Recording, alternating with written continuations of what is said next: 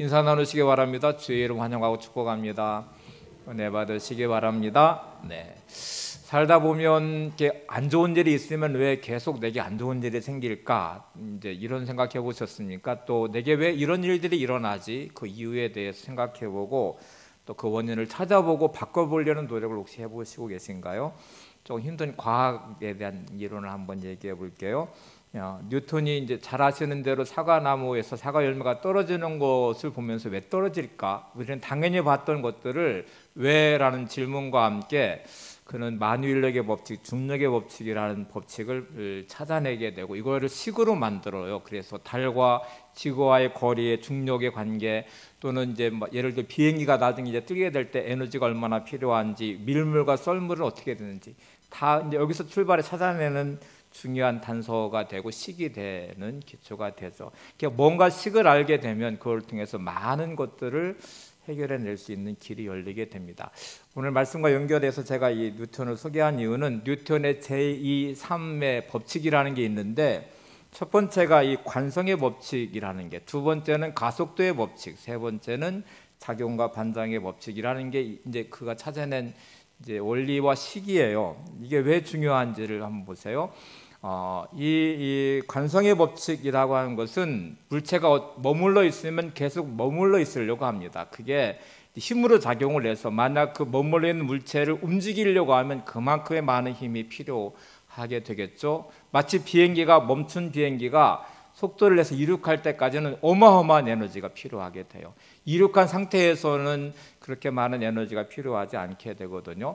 근데 일단 관성의 법칙이 움직이기 시작하면 거기에다가 이제 그 방향성을 갖게 됩니다. 그러면 움직이는 방향성을 되돌리기에는 이 관성의 법칙 때문에 힘들어요. 이거를 멈추고 방향을 돌리기까지는 더 많은 에너지와 힘이 필요하게 되죠. 거기다가 방향성을 가지고 움직이면 이 뉴턴의 제2법칙인 가속도의 법칙이 붙게 돼요. 그러면 더 그 힘은 가속력을 받아서 더 빠르게 가게 되죠. 자, 이게 왜 이렇게 중요하냐면 우리들의 삶은 어떤 관성을 가지게 돼요. 그래서 내가 머물러 있는 삶의 자리, 이게 잘못된 게 분명히 잘못된 거를 내가 알고 변화하고 싶은데 변화하려면 그만큼 더 많은 결심과 결단과 노력과 훈련이 필요하죠.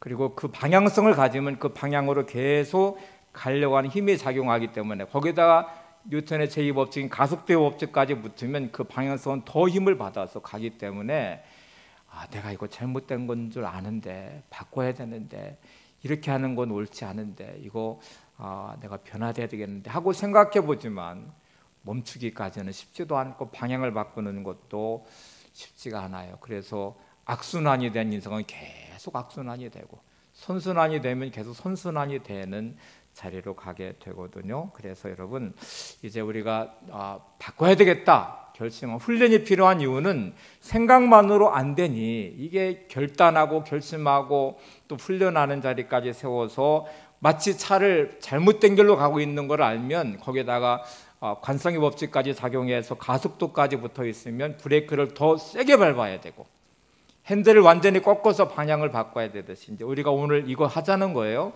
어떻게 하자는 거냐면 감사로 하는 관점 훈련을 시작하자는 것입니다. 제가 설교 제목을 정해놓고 이 관점이라는 게 도대체 어떤 뜻일까 정확하게 하게 사전 인터넷으로 검색을 해보니까 이렇게 나와 있어요. 관점의 사전적 의미입니다. 사물을 관찰하거나 고찰할 때 그것을 바라보는 방향이나 생각하는 입장.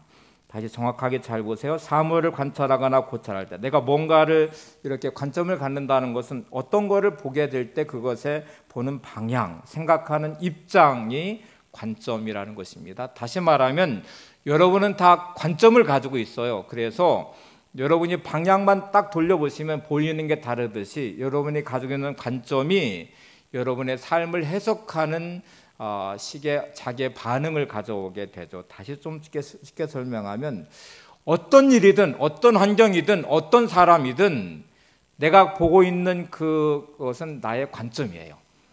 다시 또 설명하면 일어나는 일들은 정확하게 말하면 중립적인 것이죠. 내가 바라보고 해석하기 전까지는 저 사람은 나쁜 사람이야 하고 말하는 건 그 사람은 그 상태로 있는 거예요. 중립적이에요. 근데 내가 보는 관점이 나쁜 사람으로 보고 있는 거죠. 야, 이 삶은 진짜 힘들고 어려워, 이 문제는 내가 너무 고통스러워 라고 여러분이 생각하는 순간에 여러분은 여러분이 닥친 환경을 그렇게 바라보는 관점을 지금 가지고 있는 것이죠. 자, 다시 설명을 하죠. 이 나의 관점에 따라 의미는 완전히 달라집니다.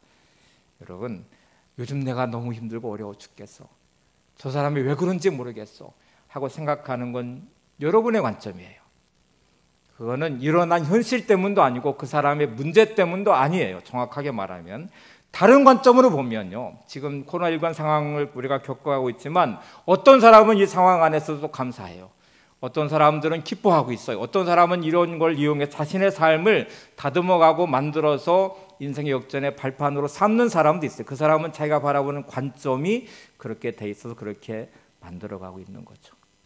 어떤 사람은 사람을 바라볼 때에 자기의 관점을 긍정적으로 보면 그 사람의 좋은 점을 찾아서 관계를 더 아름답게 세워갈 수도 있어요. 그리고 그거를 이해하는 통로로 삼아서 더 많이 그 사람을 이해하고 관계를 더 깊이 만들어가는 기회를 만들기도 해요. 그 사람의 관점이죠. 다시 설명합니다. 여러분, 지금 여러분은 어떤 관점을 가지고 있습니까? 여러분 인생이 힘들고 어려우신가요? 환경 때문이라고 말하는가요? 어떤 사람 때문이라고 말하나요? 정확히 말하면 여러분이 가진 관점 때문에 그래요. 내가 지금 너무 힘들고 어려워, 여러분이 가지고 있는 부정적 관점과 내가 가지고 있는 이 관점이 그렇게 바라보게 하는 방향과 생각을 결정하게 만들었어요. 범사에 감사하라는 말씀을 계속 드렸는데, 하나님은 야, 너의 관점을 분명하게 해서 모든 일에 대해서 감사의 관점을 가져라. 그리고 범사에 감사하는 사람이 되라. 그게 믿음의 사람이야. 그게 신앙의 사람이야. 그게 하나님의 뜻이야 하고 우리한테 말씀을 하는데, 우리는 자꾸 아니라고 말하니까, 틀렸다고 말하니까, 감사할 수 없다고 말하니까 나의 관점이 그렇게 만들어 놓았거든요. 그래서 오늘 설교의 요지는 이겁니다. 여러분, 우리가 감사의 관점을 가지고 훈련하자는 거예요. 내 모든 삶에 대해서 감사의 관점을 가지고 감사하는 자리로 바라보도록 나를 훈련시키자. 하나님의 뜻이 거기에 있으니까 그렇게 맞추어서 나를 반드시 거기에 세워놓으면 하나님 우리 인생을 인도하시고 형통한 길로 세우실 거야. 이 과정이 지나고 난 후에 하나님이 영광 받으실 거야. 이렇게 우리가 관점을 분명히 하는 것이죠. 자, 이제 입시를 앞둔 학생이 하나 있었는데 원하는 대학이 있어요. 들어가고 싶어요. 그래서 열심히 공부도 하고 있어요. 근데 늘 불안해요. 내가 실력이 될까? 공부해서 정말 그 대학에 들어갈 수 있을까? 하는 불안함과 염려의 마음이 내게 있는 상태에서 어느 날 공부하다가 볼펜을 뚝 떨어뜨렸어요. 이 불길함이 막 밀려오기 시작하는데 나는 분명히 올해 대학에 떨어질 것 같아. 내가 원하는 대학에 못 들어갈 것 같아. 이 볼펜이 떨어지는 거 보니까 그럴 것 같아. 이렇게 그냥 독백처럼 불길한 마음에 이 불안함을 그렇게 토로했어요. 옆에 있던 친구가 볼펜을 뚝 떨어뜨리면서 이렇게 말했습니다. 너는 떨어지지 않아. 대학에 붙을 거야. 봐. 볼펜이 바닥에 딱 붙었잖아. 이렇게 말을 했어요. 전혀 다르죠. 볼펜이 떨어지는 거를 보면서 떨어뜨린 학생은 떨어지는 거를 보니까 내가 떨어질 것 같아. 이렇게 방향과 생각을 그렇게 정했어요. 근데 그 옆에 있는 친구, 정말 좋은 친구죠. 떨어뜨리면서 너는 합격할 거야. 볼펜은 바닥에 붙었잖아. 딱 붙었잖아. 이렇게 말했어요. 관점의 차이예요. 여러분은 지금 여러분의 삶의 자리에서 어떤 관점으로 내 삶을 들여다보시는지를 정확하게 이해하셔야 돼요. 그래야 변화가 시작됩니다. 그리고 이 관성의 법칙과 가속도의 법칙, 뉴턴의 제1, 2법칙이 적용된 내 삶에 질주하는 것이 악순환이라면 브레이크를 강하게 밟으셔야 되고요. 핸들을 꺾으셔야 되듯이 이제 결단하시고 변화를 시작하시는 훈련을 하셔야 돼요. 정신병이 든 아내를 둔 남편이 있었습니다. 이 남편은 너무너무 힘들죠. 아내가 정신병원에 들어갔다 나왔다 하는 이 삶이 고단하고 아이들을 또 키우고 양육하고 가정을 돌봐야 되고 했던 직장생활하며 집안도 돌봐야 되고 이 모든 것들이 어마어마한 스트레스고 힘든 상황이면 분명해요. 어느 날 동창들이 모였는데 그 학교 다닐 때 늘 경쟁했고 또 늘 그 열등감을 가졌던 이 친구가 이 상황을 알았어요. 알아가지고 이 상황에서 어쨌든 이 친구를 좀 눌러보고 싶은 마음이 강하게 들어서 이렇게 모처럼 만난 동창회인데 이렇게 제안을 했습니다. 야, 우리 다 결혼했는데 아내 칭찬을 좀 한번 해보자. 이렇게 제안했고 거기 있는 친구들이 다 동의를 하는 바람에 이제 아내의 칭찬이 시작이 됐습니다. 한 친구가 말하기를 야, 내 아내는 너무너무 미인이야. 그래서 나는 얼마나 행복한지 몰라. 또 내 아내는 집안을 얼마나 화목하게 하는지, 말을 얼마나 예쁘게 하는지 몰라. 내 아내는 음식을 너무너무 잘 만들어서 우리 가족이 정말 행복해. 이렇게 자기의 아내의 자랑을 하나씩 하나씩 해놓았고 드디어 이 친구한테 순서가 됐어요. 모든 친구들이 바라봤어요. 다 알죠. 정신병이 든 아내를 둔 이 사람이 얼마나 힘든지, 그의 삶이 얼마나 고통스러운지. 그래서 그를 쳐다봤고 이 제안을 했던 친구는 한 번 더 당해봐라. 내가 학교 다닐 때부터 너한테 많이 열등감도 가졌는데 이번이 기회다 생각했는데. 자, 화면을 보세요. 이 친구가 이렇게 대답을 했습니다. 나는 감사가 넘친다네. 자네들이 아는 대로 내 아내에 대해서 자랑할 것이 없지. 그러나 나의 큰 행복은 이런 아내로 인해 내가 기도 생활을 하게 된 것이라네. 만약 내 가정에 고통이 없고 화평하기만 했다면 기도와 신앙이 지금처럼 뜨겁지 않았을 거라네. 그렇지만 나는 불행한 아내로 인해 항상 기도하게 되었으니 이 어찌 감사하지 않겠는가. 누구나 다 아는 이 상황 안에서 그는 이렇게 시작했습니다. 나는 감사가 넘친다네. 그의 관점을 잘 보세요. 정신병이 든 아내 자랑할 곳 없죠. 그 아내로 당하는 고통이 너무 크죠. 그 아내로 해서 가정은 정말 힘들어졌고 그가 지운 짐은 너무나 무거운 것이었죠. 근데 그의 관점은 아주 분명합니다. 이 과정을 통해서 자기가 신앙이 성숙해지고 있다는 것을, 하나님께 더 많이 기도하고 있다는 것을, 그리고 그 과정을 통해 내가 하나님을 더 깊이 만나는 은혜의 자리에 서고 있다는 사실을 알고 이것을 감사하고 있습니다. 여러분의 관점은 어떻습니까? 주어진 삶의 어떤 것들에 대해서, 어떤 상황에 대해서, 어떤 사람에 대해서 끝없이 나오는 나의 언어는, 나의 행동들은, 나의 생각은 어떤지를 점검해 보세요. 그러면 나의 관점이 찾아지게 돼요. 그리고 이것이 행복한 인생의 길일까? 이것이 성공으로 가는 길일까? 이것이 하나님 원하시는 뜻일까를 생각해 보시면 관성의 법칙이 적용됐고 가속도의 법칙이 적용된 것처럼 악순환의 고리가 있다면 끊으셔야 되죠. 강하게 브레이크를 밟으셔야 되죠. 핸들을 돌리셔야 되죠. 그리고 멈추지 마셔야 되죠. 오늘 이 훈련이 시작될 수 있기를 바랍니다. 우리가 요셉의 인생을 너무 잘 알잖아요. 창세기에 나와 있는 요셉의 인생을 잘 아는데, 자, 여러분, 이 창세기의 요셉의 인생을 시편은 이렇게 요셉의 인생을 해석해서 다시 말씀합니다. 시편 105편 17절 18절을 보세요. 그가 한 사람을 앞서 보냈었으며 요셉이 종으로 팔렸도다. 그의 발은 착고에 차고 그의 몸은 쇠사슬에 매였으니. 창세기 내용에 담겨있는 요셉의 인생을 보면서 시편 기자는 요셉의 인생이 종으로 팔려간 것도, 요셉의 인생이 억울하게 감옥에 갇힌 것도 하나님께서 하셨다. 그가 종으로 팔린 것에 대해서 그가 한 사람을 앞서 보냈었으며, 이 그는 하나님이십니다. 하나님이 요셉을 애굽에 보내셨다는 거예요. 보내신 이유가 뭘까요? 성경은 아주 분명하게 대답합니다. 아브라함에게 언약을 세우신 그 언약의 성취를 위해서. 아브라함과 언약을 세우실 때 그를 통해 자식을 주시면서 큰 민족을 이루시겠다고 하셨는데, 드디어 하나님은 이 큰 민족을 이루시기 위해서 요셉을 사용하시기로 작정하셨습니다. 그리고 그 요셉을 사용하시기 위해서 애굽의 종으로 팔려가게 하셨대요. 그리고 억울하게 감옥에 갇히게도 하셨고 발에 착고에 차고 쇠사슬에 매인 인생도 되게 하셨대요. 이건 하나님의 계획이었어요. 근데 요셉은 이거 이해했을까요? 17살의 나이에 닥친 자기의 현실은 너무나 참담했습니다. 자기를 위로하고 격려하고 도와줘야 될 형들이 자기를 죽이려고 해요. 자기를 사랑해야 될 형들이 자기를 종으로 팔아요.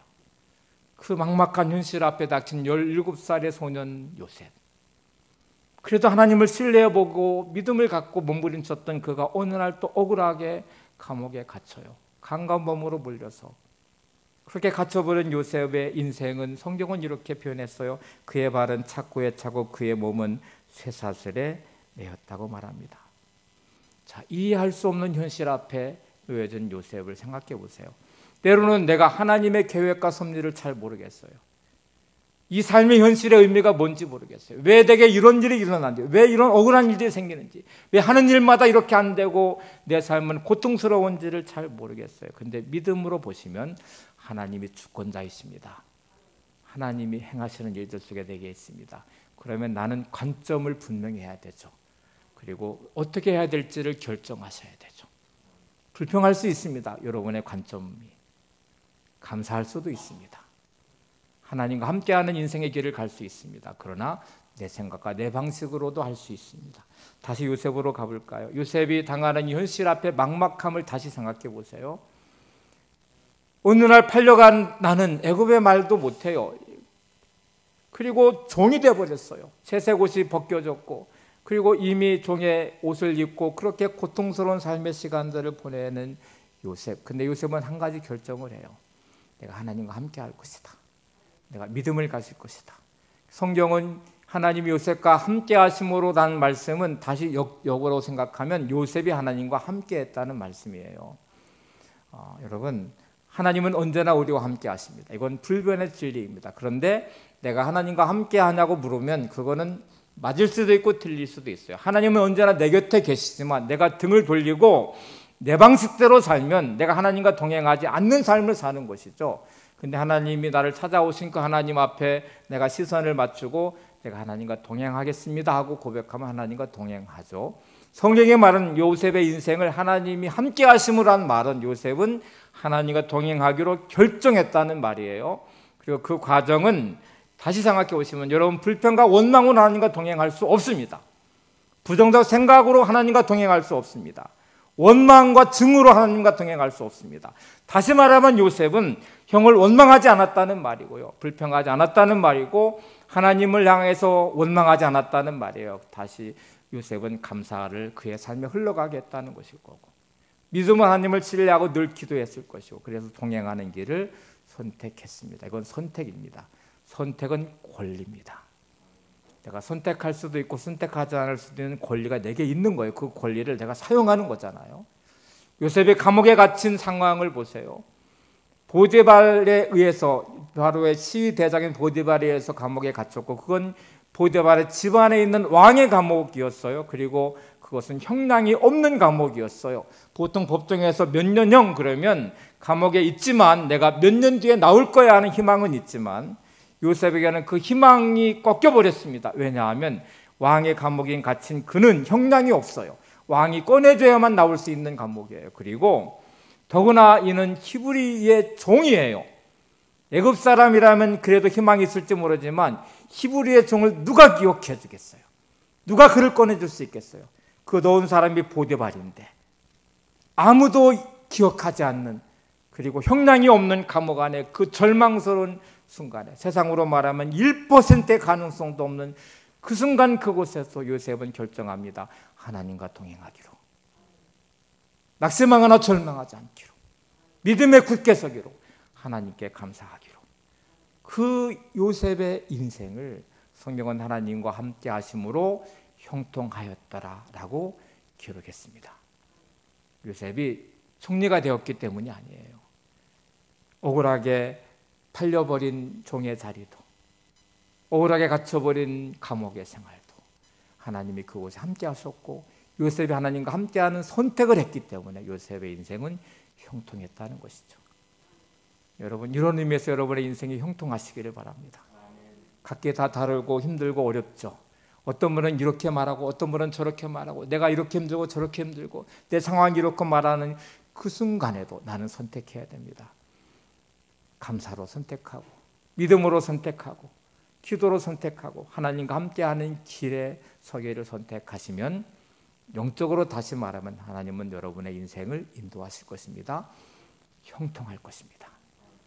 하나님이 인도하시는 그 인생의 끝의 결과를 기대하면서 오늘을 믿음으로 살아가는 것이죠. 자, 여러분, 신앙생활이 도대체 뭔가요? 라고 물으시면 오늘 말씀으로 제가 대답하면 이렇게 대답할 거예요. 신앙생활은 감사함으로 보호자인 하나님과 함께하는 인생길입니다. 신앙생활이 뭔가요? 감사함으로 하나님과 함께 동행하는 인생의 길을 가시는 것, 그게 신앙생활입니다. 내가 아무리 열심을 내는 것 같이 보이고, 내가 성경 지식을 아무리 많이 알고, 내가 기도를 아무리 많이 하고, 내 직분이 집사고 권사고 장로고 목사여도 불평과 원망을 하고 있는 나는 하나님과 함께하는 신앙생활을 하지 않는 거죠. 분노와 미움이 가득한 나의 삶은 그 순간 하나님과 함께하는 인생길을 가는 게 아니죠. 여러분, 진짜 신앙생활은 하나님과 함께하는 것입니다. 그리고 그 길은 감사함으로 가는 거예요. 불평과 원망으로 가는 길이 아니에요. 신현복 교수라는 분이 계신데요. 이제 여러분, 이게 선택을 하셔야 돼요. 내가 누구와 함께 할 것인가, 하나님과 함께 할 것인가, 사람과 함께 할 것인가, 다 필요 없어, 나 혼자 가면 돼, 이러고 선택할 것인가 라고 생각할 텐데, 여러분 어느 길을 한번 갈 건지 선택해 보세요. 신현복 교수가 억울하게 감옥에 갇혔어요. 감옥으로부터 사색이라는 책에서 이런 내용이 있습니다. 남을 도울 힘이 없으면서 남의 교훈을 듣는다는 것은 매우 마음 아픈 일이다. 공감한다는 것은 피를 함께 맞으며 가는 것이라고 하지만 그것이 그에게 도대체 무슨 소용이 있는지 의심스럽다.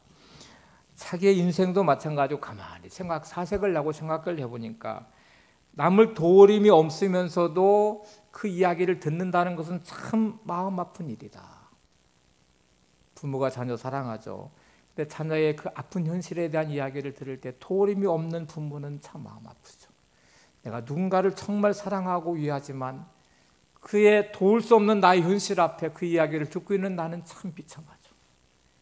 비를 맞는 그와 함께하는 것이 공감이고 동행이고 사랑한다는 것을 알고 있지만 그에게 씌워줄 우산이 되기 없다는 현실은 참 비참한 것이죠. 우리는 힘들고 어려운 어떤 사람과 함께 공감하는 자리에 있는 것도 그것도 큰 힘이 됩니다. 위로가 되죠. 근데 여러분, 우리한테 해결책이 없다는 사실, 답이 없다는 사실이 우리의 마음을 아프게 하거든요. 근데 여러분, 하나님과 함께 동행하시면 하나님은 우리를 도우실 수 있습니다. 하나님은 도울 힘이 있으십니다. 왜 그런데 우리는 하나님과 동행하는 길을 선택하지 않고 왜 사람과 동행하려고 하고, 저 사람이 나를 돕지 않는 것에 대해서, 저 사람을 도울 수 없는 것에 대해서 왜 그렇게 마음 아파하고 왜 그렇게 분노하고 불평하십니까? 그게 하나님과 동행하는 길이 아니잖아요. 우리의 선택은 하나님과 동행하는 길을 선택해야 됩니다. 그래야 살아요. 그래야 희망이 있어요. 그래야 인생의 답을 찾아요. 우리에게는 하나님의 자녀됨의 권세가 주어져 있잖아요. 어떤 사람이 길을 가다가 한 알을 발견하게 됐는데 그게 어떤 알인지를 몰라서 이거를 어떻게 해야 될까 그러다가 궁금하기도 해서 집에 오니까 마침 이제 닭이 이게 계란을 알들을 품고 있는 상태였어요. 그래서 그냥 닭 그 품속으로 찔러 넣어놨대요. 얼마간의 시간이 지나서 이제 부화가 됐는데 당연히 계란은 병아리가 돼서 나왔죠. 근데 그 알에서는 나중에 이렇게 부화된 거 보니까 독수리 새끼더래요. 근데 특별한 방법이 없어서 그냥 놔뒀대요. 놔뒀더니 이 독수리 새끼가 강한 날개를 가지고 있거든요. 독수리잖아요. 근데 똑같이 닭들 병아리와 모이를 먹고 똑같이 발로 막 걸어다니고 날갯짓을 안 하는 거예요. 안 하고 닭들처럼 똑같이 행동하다가 성장을 했는데도 날지를 않아요. 여러분, 독수리에게는 강한 날개가 있습니다. 날개를 펴서 날아야 되거든요. 근데 이 독수리는 독수리이지만 독수리가 아닌 상태로 살아고 스스로 자기는 마치 닭인 것처럼 생각하며 사는 거잖아요. 날갯짓을 하지 않잖아요. 저와 여러분은 어떤 사람일까? 성경을 한번 보세요. 요한복음 1장 12절 이렇게 말씀합니다. 영접하는 자 곧 그 이름을 믿는 자들에게는 하나님의 자녀가 되는 권세를 주셨으니. 자, 영접하는 자 곧 그 이름을 믿는 자들은 하나님의 자녀가 되는 권세를 주셨으니. 우리에게 하나님의 자녀됨의 권세라는 게 있대요. 그럼 우리는 어떤 날개를 펴야 되냐면 믿음의 날개를 펴셔야 돼요. 여러분, 내가 하나님의 자녀라는 이 권세에 대한 인식과 정체성을 내가 가지고 있는 사람인가를 생각해 보시면 독수리인데 날개를 펴지 않는 독수리. 독수리가 독수리가 되려면 날개를 끝없이 펴서 훈련을 해야 돼요. 둥지에 있는 새끼는 폭신폭신한 날개 털 안에서 보호를 받다가 어느 순간부터 이 날개가 독수리 날개를 펴서 훈련이 시작될 시점이 되면 어미는 그 깃털을 다 뽑아내서요 가시만 남게 하고 거기서 견딜 수 없게 만든대요. 둥지에서 나오게 만들어요. 그리고 진짜 무섭게 물어가지고 하늘 꼭대기에 높이 올라서 떨어뜨립니다. 살기 위해 본능적으로 날갯짓을 해야만 되죠. 그래서 땅으로 추락하는 순간에 다시 독수리 어미는 등으로 날개로 그 새끼를 받아 다시 높이 올라가고 반복해서 계속 훈련해. 언제까지 할 것 같아요? 날 때까지 하는 거죠. 훈련된 독수리는 날개를 펴서 날기 시작하는 순간에 드디어 이제 바람을 이용하는 길을 이용하는 방식의 훈련이 시작됩니다. 태풍이 몰아쳐 오면 피하지 않고 기다려요. 그리고 그 태풍의 바람을 이용해서 원하는 목적지까지 높이 날아서 가게 됩니다. 어린아이들이 태어나서 갑자기 아이가 막 순식간에 걸어서 뛰고 그런 아이는 세상에 없습니다. 그 아이가 걷고 뛸 때까지 끝없이 일어나기를 반복하고 넘어지고 일어나기를 반복하면서 아이를 걷는 훈련을, 뛰는 훈련을 해야만 됩니다. 저 여러분, 하나님의 자녀됨의 권세가 주어져 있고 믿음의 날개가 있어요. 훈련하셔야 되죠. 주어진 현실을 탓하면서, 사람 탓하면서 내 인생은 왜 이러냐고 그렇게 무너지지 마셔야 되죠. 내가 하나님의 자녀라는 이 권세를 붙잡으시고 믿음의 날개를 활짝 펴시고 이게 닥쳐오는 모든 환난과 북풍이 어려움들이 있을지라도 거기서 반드시 나는 훈련을 하셔야 되죠. 믿음의 걸음마를 시작하셔야 되죠. 넘어져도 또 일어나야 되죠. 감사함으로 일어나야 되죠. 그리고 기쁨을 하나님을 찬양하면서 훌훌 털고 일어나서 내가 이 모든 문제를 반드시 이겨낼 것이다. 하나님의 승리를 경험할 것이다. 이렇게 하는 이 고백과 믿음의 자리로 나가셔서 여러분, 하나님의 권세를 사용한 하나님의 사람들이 되시기를 바랍니다. 자, 오늘 본문으로 돌아가 볼게요. 하나님과 동행하는 인생의 길을 사는 사람들은 이 고백을 하셔야 돼요. 그리고 이 믿음이 있으셔야 돼요. 시편 91편 1절 3절을 보겠습니다. 같이 보세요. 시작. 짖은 자의 은밀한 곳에 거주하며 전능자의 그늘 아래 사는 자여, 나는 여호와를 향하여 말하기를 그는 나의 피난처요 나의 요새요 내가 의뢰하는 하나님이라 하리니 이는 그가 너를 새 사냥꾼의 올무에서와 심한 전염병에서 건지실 것임이로다. 내가 하나님의 자녀라는 사실을 아는 사람은 하나님과 동행하는 길을 선택할 것입니다. 사람과 함께하는 길에 인생이 얼마나 힘들고 어려운지를 알면, 거기에 희망이 없음을 내가 알면 그 길을 쫓아가는 삶보다 하나님과 함께 동행하는 길을 가게 될 거예요. 그리고 하나님이 나를 보호하는 보호자임을 내가 믿으면 이 고백을 할 수 있죠. 짖은 자의 은밀한 곳에 거주하고 하며 전능자의 그늘 아래 사는 자요.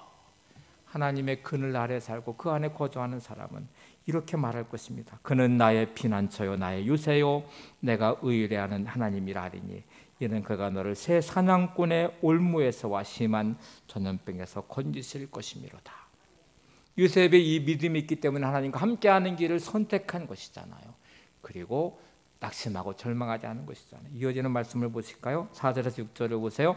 그가 너를 그의 깃으로 덮으시리니 내가 그의 날개 아래 피하리로다. 그의 진실함은 방패와 손방패가 되시나니 너는 밤에 찾아오는 공포와 낮에 날아드는 화살과 어두울 때 퍼지는 전염병과 밝을 때 닥쳐오는 재앙을 두려워하지 아니하리로다.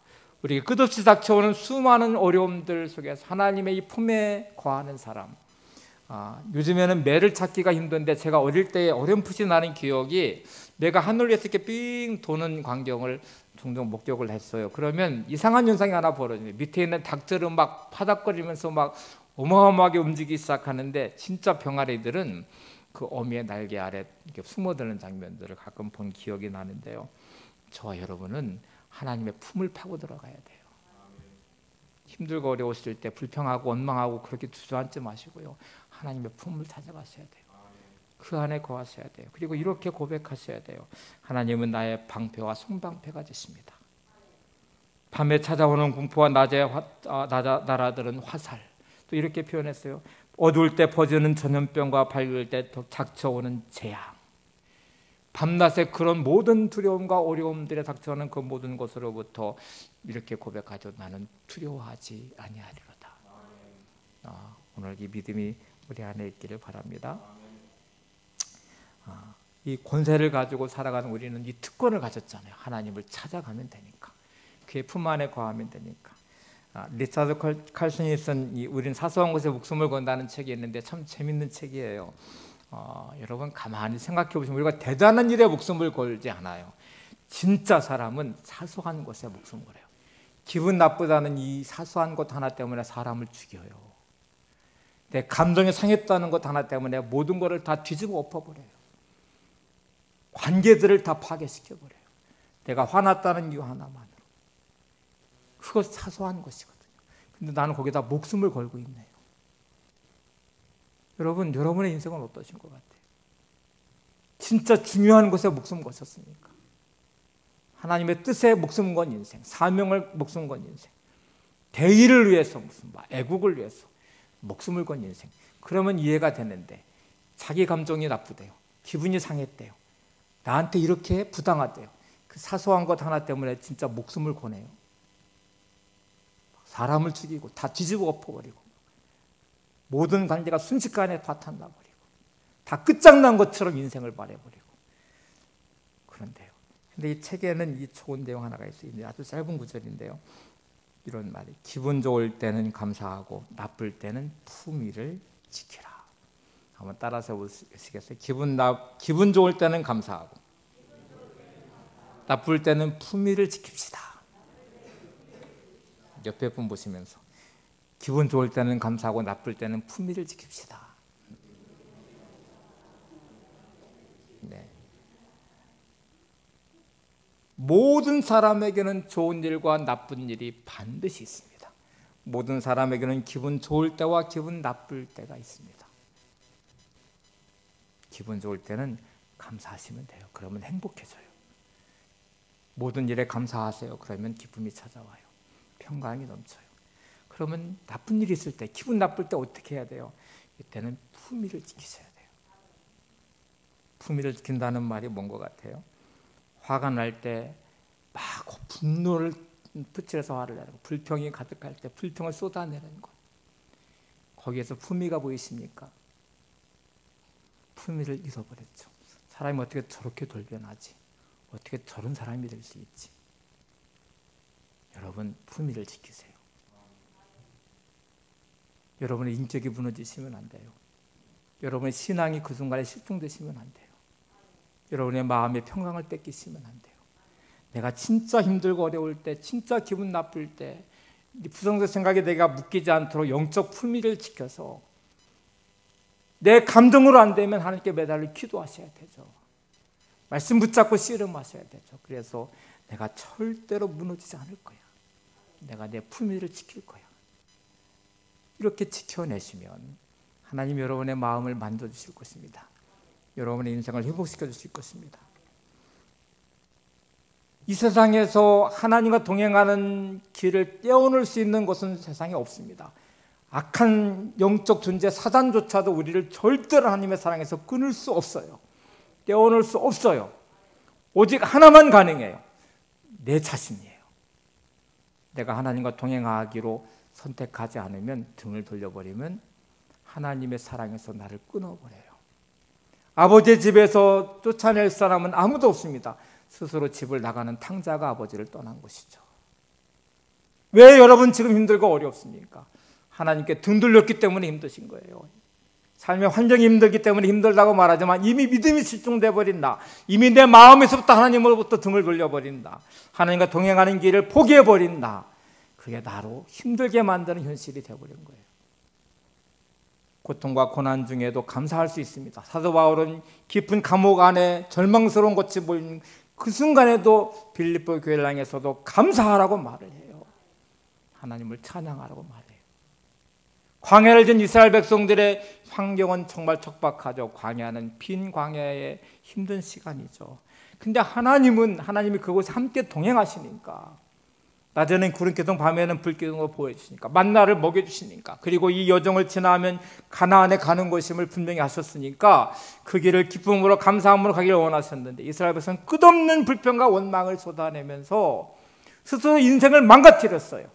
가데스바네에서 가나안 땅의 그 아름다움을 보고 나서도 오히려 거기 있는 거인들, 안악 자손들을 보면서, 견고한 성들을 보면서 하나님을 원망하고 모세를 증오하고 원망하기 시작했어요. 이 백성은 다 광야에서 죽어버렸습니다.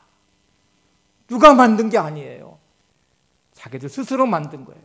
여러분 인생을 불행하게 만든 것 다른 누가 아니에요. 여러분 자신이에요. 하나님은 다 계획이 있으십니다. 이 과정을 지나고 난 후에 반드시 여러분의 인생을 세우실 것에 대한 계획이 있으세요. 성경 한 구절을 더 볼게요. 고린도서 10장 13절을 보세요. 너무 중요한 잘하는 말씀이에요. 사람이 감당할 시험 밖에는 너희가 당하는 것이 없나니 오직 하나님은 믿보사 너희가 감당하지 못할 시험 당함을 허락하지 아니하시고 시험 당할 즈음에 피할 길을 내사 너희로 능히 감당하게 하시느니라.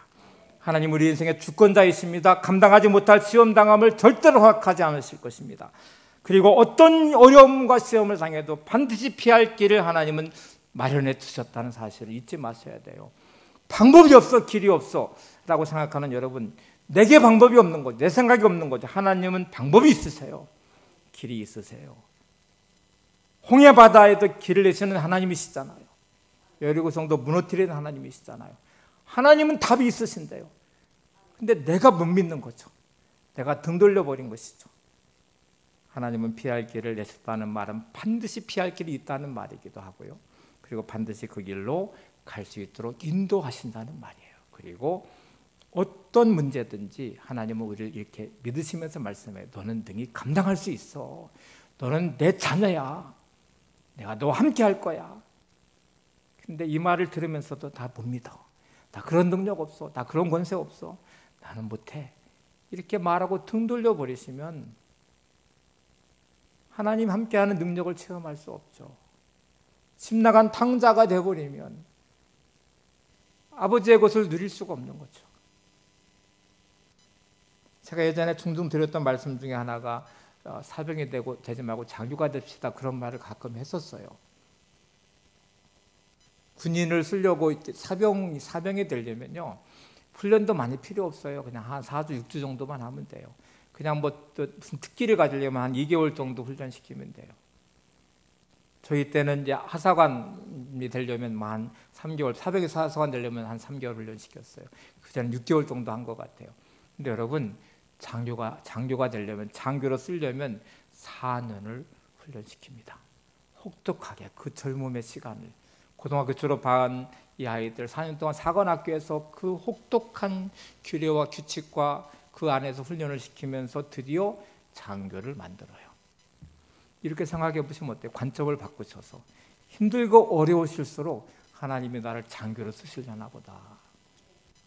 하나님은 나를 더 크게 쓰시려나 보다. 하나님은 나를 더 크게 사용하시려나 보다. 내 그릇은 내가 요만큼인 줄 알았더니 나를 더 큰 그릇으로 여기시네.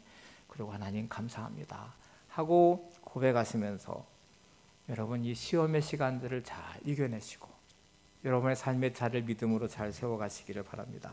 야고보서 4장 7절을 보세요. 이렇게 그런즉이라고 말하면서 이렇게 말합니다. 너희는 하나님께 복종할지어다. 마귀를 대적하라. 그리하면 너희를 피하리라. 하나님께 복종하시는 여러분, 그리고 모든 환경에 맞서시고 믿음의 날개를 펴시고 모든 영적 세력, 악한 마귀를 대적하는 삶이 되시기를 바랍니다. 요셉이 믿음으로 하나님과 함께하는 길을 선택했다면 오늘 우리도 하나님과 함께하는 길을 선택해야 됩니다. 주님이 안에 거하는 것이 얼마나 안전한지를 알면 그 어떤 환경이든 두려워하지 않고 감사함으로 오늘의 믿음의 길을 가는 귀한 삶이 되시기를 바랍니다. 다시 오늘 본문을 보면서 마치겠습니다. 시편 91편 6절에서 6절을 보세요. 같이 보겠습니다. 지둔 자의 은밀한 곳에 거주하며 전능자의 그늘 아래 사는 자요, 나는 여호와를 향하여 말하기를 그는 나의 피난처요 나의 요새요 내가 의뢰하는 하나님이라 하리니 이는 그가 너를 새 사냥꾼의 올무에서와 심한 전염병에서 건지실 것이미로다. 그가 너를 그의 깃으로 덮으시리니 내가 그의 날개 아래 피하리로다. 그의 진실함은 방패와 손방패가 되시나니 너는 밤에 찾아오는 공포와 낮에 날아드는 화살과 어두울 때 퍼지는 전염병과 밝을 때 찾아오는 재앙을 두려워하지 아니하리로다. 아멘. 네, 제가 이 찬양 나는 믿네 찬양을 선택했는데요. 제가 설교를 준비하고 나서 정말 감사함을 하나님과 동행하는 삶을 시작하면 이 찬양의 가사 같은 고백이 가능할 거라고 생각해요. 만약에 그렇지 않으면 이 고백은 그냥 허공을 떠는 메아리처럼 내 마음에 와닿지 않을 것입니다. 여러분 이 시간 감사함으로 하나님과 동행하는 믿음의 길을 선택하시면서 이렇게 고백해 보시기 바랍니다. 가사 한번 읽고 찬양하겠습니다. 내게 허락하신 시련을 통해 나의 믿음 더욱 강하게 자라나고 험한 산과 골짜기 지나는 동안 주께 더 가까이 나를 이끄시네. 내가 겪는 시험이 어렵고 힘겨워도 내 주님보다 크지 않네. 내 앞에 바다가 갈라지지 않으면 주가 나로 바다 위 걷게 하리. 나는 믿네 주의 능력으로 내 삶 새롭게 되리. 나는 믿네 주의 능력으로 담대히 나아가리라. 주와 함께 싸워 승리하리라. 날마다 믿음으로 나 살아가리. 아멘. 함께 찬양하고 기도하겠습니다.